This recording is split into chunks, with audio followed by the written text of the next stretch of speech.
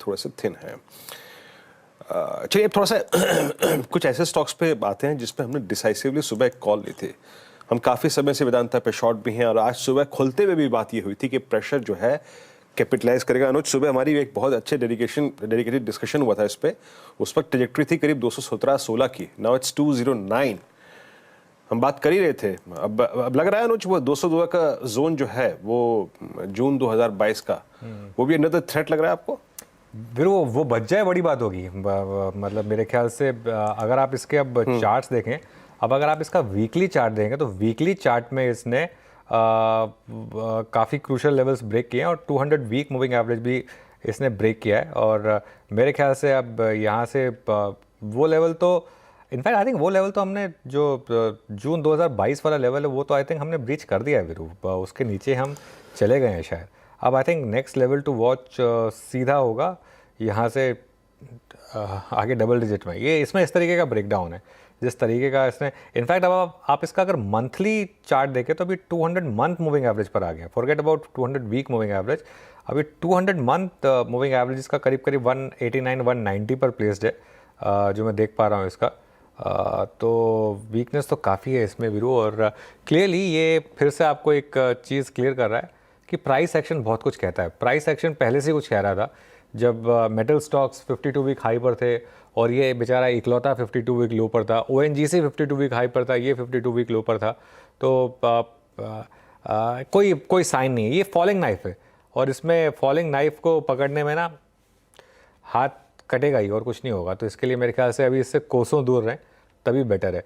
कोई ट्रिगर भी नहीं दिख रहा इसमें मुझे। अब वो डिविडेंड वाला पहले ट्रिगर होता था, अब तो वो ट्रिगर भी नहीं है इसमें वीरो।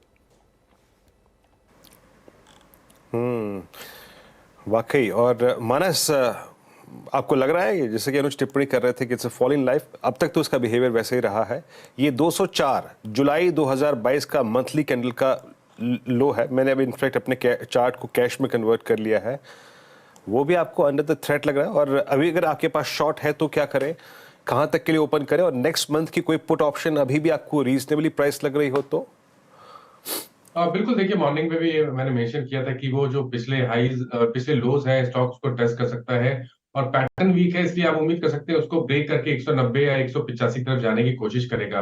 तो पैटर्न वीक है और तो आप बिल्कुल इस गिरावट पे खरीदारी तो नहीं करनी है। अगर आपके पास शॉर्ट पोजीशन है तो सबसे पहला काम करना है कि स्टॉप लॉस को रिवाइज कर लीजिए। अब 216 पे स्टॉप लॉस लगा के रखिए।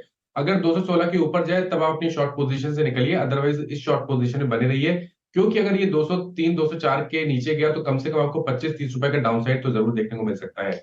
रही बात ऑप्शन में ट्रेड करने की, तो बिल्कुल लिया जा सकता है। अगर आप अक्टूबर मंथ की बात करें तो 200 वाला पुट ऑप्शन आप ले सकते हैं। मेरे ख्याल से उसके प्राइस 5 रुपए 85 पैसे के आसपास चल रहे हैं। 200 वाला पुट ऑप्शन लीजिए। स्टॉप लॉस 4 रुपए के नीचे लगाना है तो 2 रुपए का रिस्क है करीब करीब। लेकिन अगर हम टारगेट की बात करें तो अगर 185 की बात करें तो इसके टारगेट कम से कम 15 रुपए 20 रुपए भी हो सकते हैं, इसलिए चांस लेना चाहिए। 4 रुपए के नीचे स्टॉप लॉस लगा के 200 वाला पुट ऑप्शन वेदांता का लिया जा सकता है। ओके, 200 वाला पुट ऑप्शन वेदांता का लिया जा सकता है। एक बार वो हमारे प्रोड्यूसर साहब ने वो मंथली चार्ट तैयार किया है वेदांता का, जिसको मैं रेफर कर रहा था। एक बार वो चार्ट देखते हैं। ये देखिए, ये है वो चार्ट ब्यूरो, और ये देखिए जो आप लाइन देख रहे हैं ये अब मंथली बेसिस पर 200 मंथ एवरेज ये ब्रीच होने की तैयारी हो रही है यहाँ पर। ऐसा नहीं है कि इसने पहले नहीं किया है उसको ब्रीच, पहले भी किया है कई बार।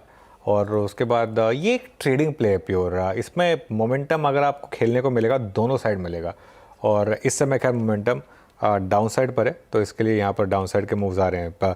चलिए ये बात होगी वेदांता की, लेकिन कुछ और स्टॉक्स देखते हैं। एक बार टाइटन लेकर